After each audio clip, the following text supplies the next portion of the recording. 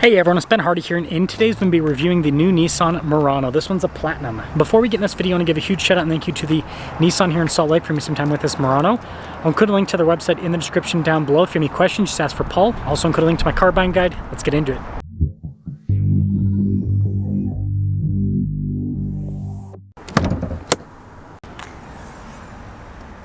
Under the hood, we have a turbocharged 2-liter 4-cylinder that goes through a 9-speed automatic transmission.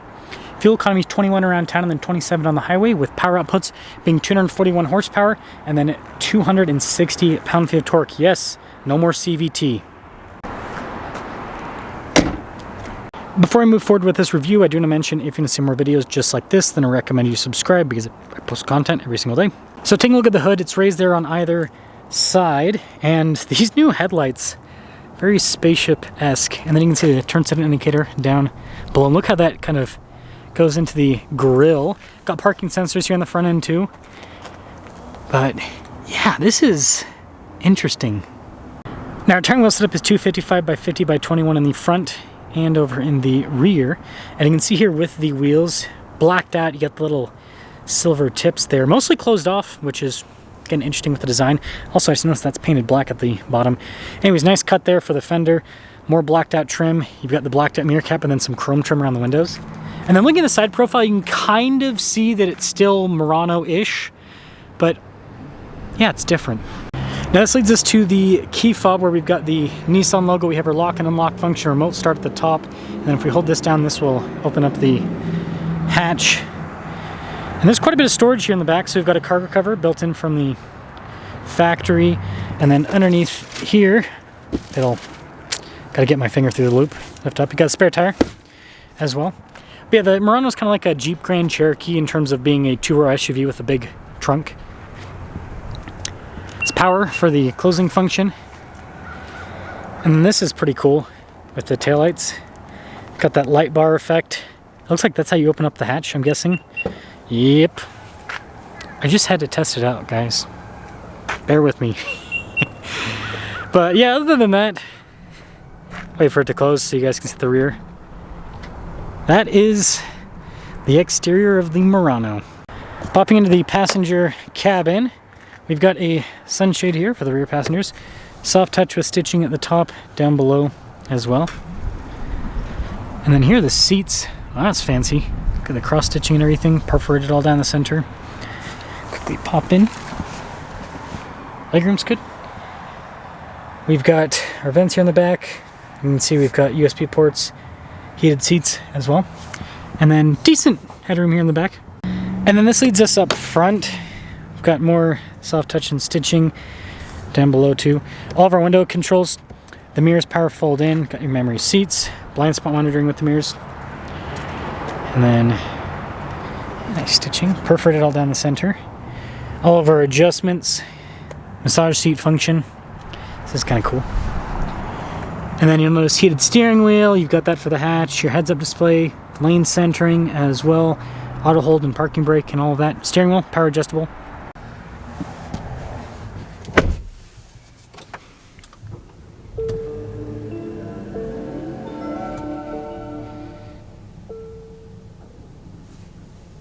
Two-spoke design with the steering wheel, but anyways, soft touch all around. Got some paddle shifters there on the back.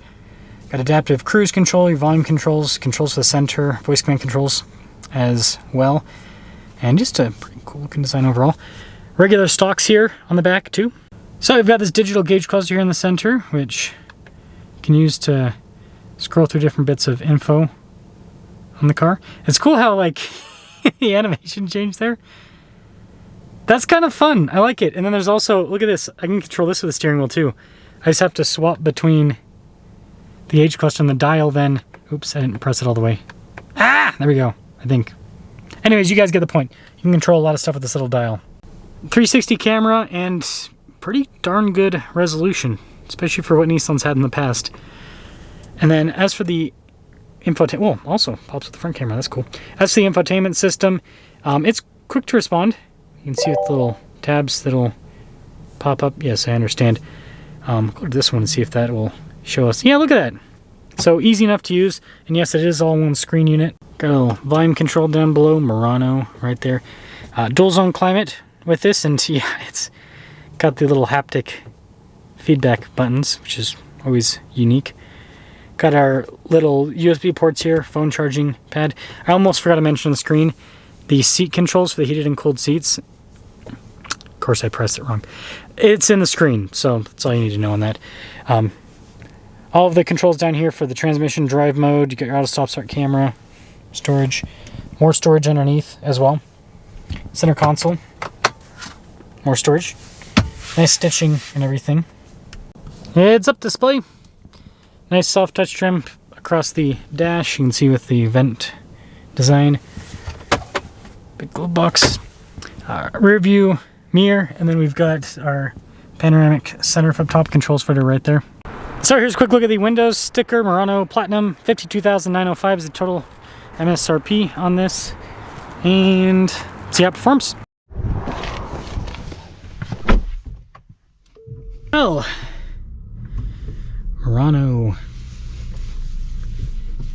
And because, here's the funny thing is, so normally when a vehicle downgrades the engine, right, you go to a smaller engine, turbocharged, it's usually just, yeah, not fun, right? None of us like that. But because the previous Murano had a CVT and this now has a torque converter automatic, I bet it's probably not going to feel like a downgrade at all. Yeah, see, it really doesn't. It... Nissan, you have solved the small displacement problem.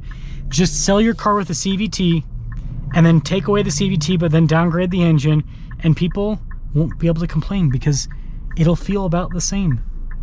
Right? A V6 with a CVT feels pretty similar to a 2-liter 4-cylinder with a torque converter automatic in terms of the acceleration and just the overall power feel. But this is nice. It is nice to have a torque converter automatic. It's definitely smoother. So it's, I would say, a change that we all appreciate.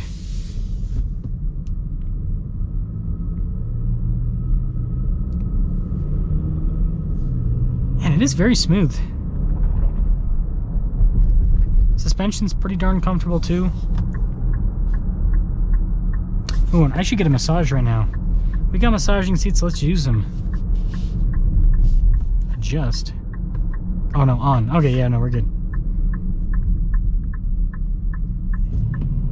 It's one of the things that's interesting with a lot of cars, because luxury features are so widespread. It's like now, it's interesting to see what manufacturers are adding to make cars luxury, like massaging seats. I mean, who would have thought that in a Nissan you have massaging seats? Not too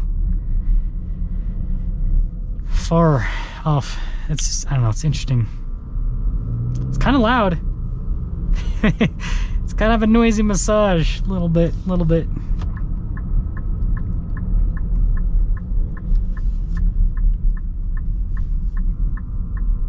Yeah, that is, it's kind of like one of those massages, you know those like chairs at the mall that you probably shouldn't sit on because they're covered in who knows what. Yeah, kind of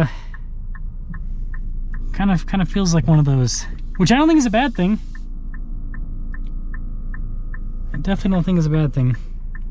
Man, these roads in Salt Lake, I'm used to I'm used to like 2-lane country roads nowadays. So whenever I get into this stuff, I'm like, it's too much going on.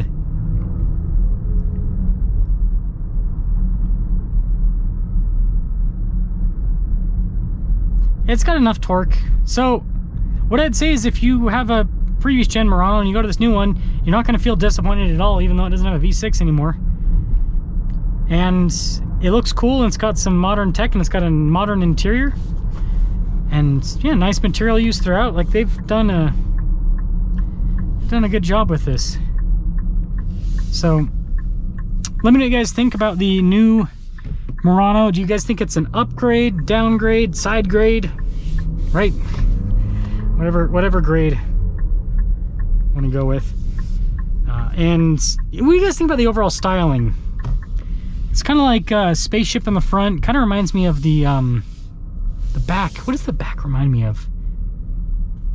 I can't think of it off the top of my head, but it's an interesting style. It's interesting to see what automakers are doing to try to shake things up, but that's all.